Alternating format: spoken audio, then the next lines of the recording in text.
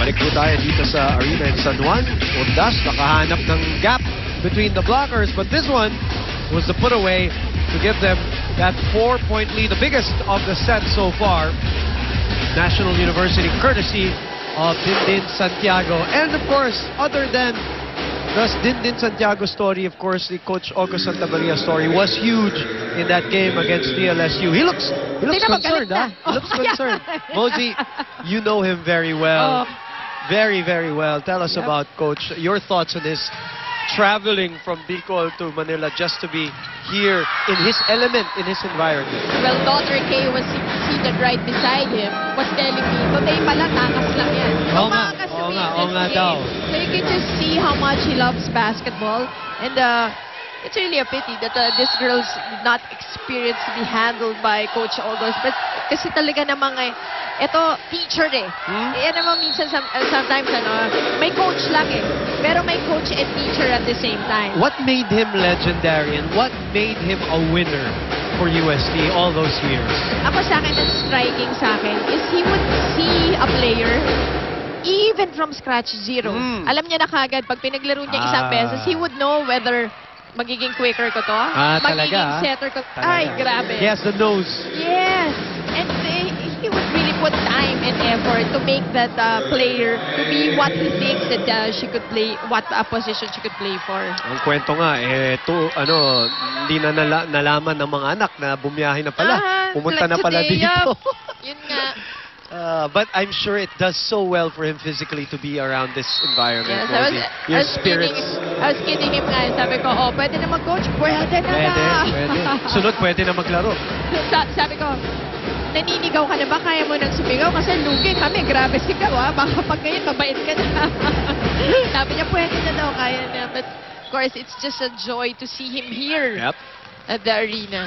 Oh, what a put away by Urdas to give them a 5-point lead.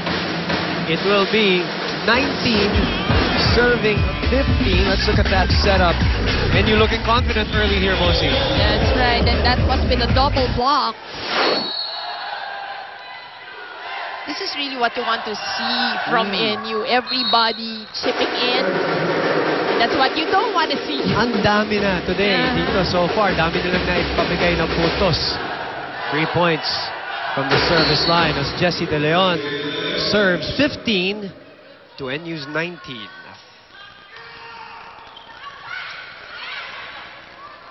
The setup to Pablo. Great approach. Caught the tape of the net. So delays the ball. Gives Caballero a chance here. Pablo again.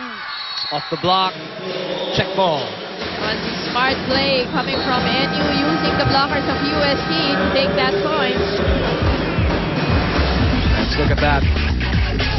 Lauren Lantin, one of her advantages, she can set and she can block, but not that time. Sa dumipesa dito, nasa zone 2 siya, paano pa rin siya ng open. Napatasin ng maganda, hindi mo take advantage. Judy, paloy mo lang. Iwas ka lang iwas eh. Lobo mo eh. Iwas ka blocker eh. Maika, step up! You get to talk to Coach Oji Mamon a lot, Mosey. What were the lessons from season 74's campaign as a coach? Well, he really thinks that recruitment is really the key for volleyball. And remember, last year he was new to UST. Yes, so, as a head coach. Yes, as a head coach. So, nandun naman siya sa men's team. So, halos wala naman siya masyado kinalaman dun sa women's team. Tama. So, last year, it was parang... when you talk to recruits, it's either they're already in another school, I'm committed to another school, so he just worked with what he had. And then siguro, ngayon, slowly he's able to recruit. So he's expecting a better team, especially next year. It seems that his own confidence level also, kasi people talk about confidence level for players. The coach also has to exude that to his team, right? Definitely, because it transcends to your players. Yes.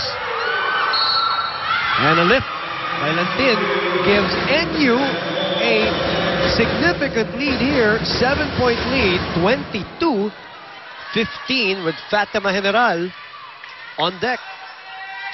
National University, just like we said before the earlier timeout, Mosey, wanted to align alongside their basketball program to get into the Final Four last year.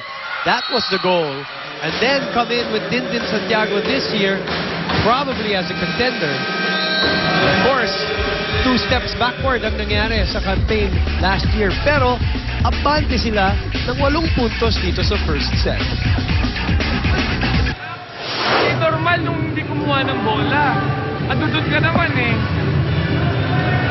Loren, paraningin mo ulit. Maika, huwag mo na padaanan kay Dindin. Ha? Mag-jump shot ka. Ang taas naman ng receive, pwede mo i-jump shot yun. Pabilisin mong konti. Eh bago paluin eh, 3 blocker, pinagtutulungan ng spiker natin. Ha?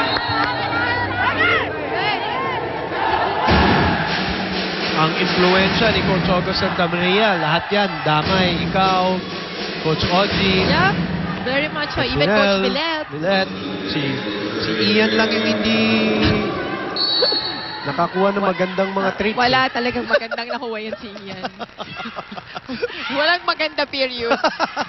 Mike Ortiz, ang ganda naman nung dig ni Jenny Reyes. You have to give her that point. She was the one who dug that ball up.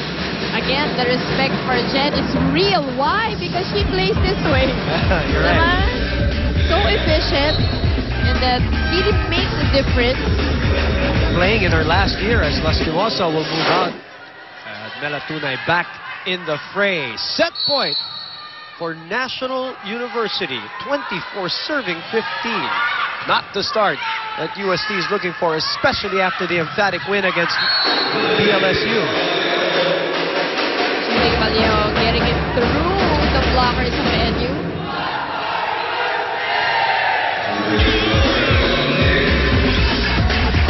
Buong taon din naglaro ito si Judy, no? After last year's campaign. Volleyball. Sila nila Maru, Banatita.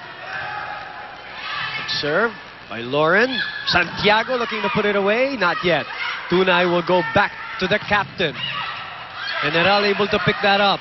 Underhand set to Pablo. Great approach. This is what we're talking about. It has to be a team effort for NU to make it look easy. Hindi lang look it, get that W easily. Well, 1 step forward for National U in the first set. Big win for them. 25-16. Back in a moment.